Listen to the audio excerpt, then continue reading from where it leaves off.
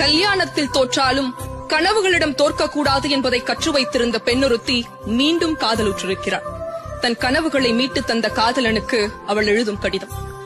சாய்ந்து போன என் காதல் வானத்தை நிமிர்த்தி சாயம் போன என் வானவில்லுக்கு வண்ணமடித்தவனே, உன்னிடம் சொல்ல சில செய்திகள் இருக்கிறது என்னிடம். காதலின் செடியில் இவர்கள் கட்டி வைத்திருக்கும் கதைகள் ஏராளம்.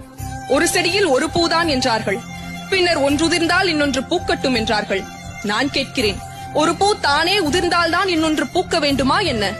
அந்த பூ எந்தன் வேரினை தின்று கொண்டிருந்தது என்று தெரிந்ததும் அதை உதிர்ந்து போக சொல்லி ஆணையிட்டேன். பின்னர் தானே என் வேரெல்லாம் பூ பூத்தது. கேட்கலாம் என்னை, புதிதாய் காதல் செய்யும் பருவ பெண் போல எதற்கு இத்தனை பீடிகை என்று. காதலிப்பது எனக்கு புதிதாக இல்லாமல் இருக்கலாம், இந்த காதலில் தானே நான் புதியவளாக இருக்கிறேன்.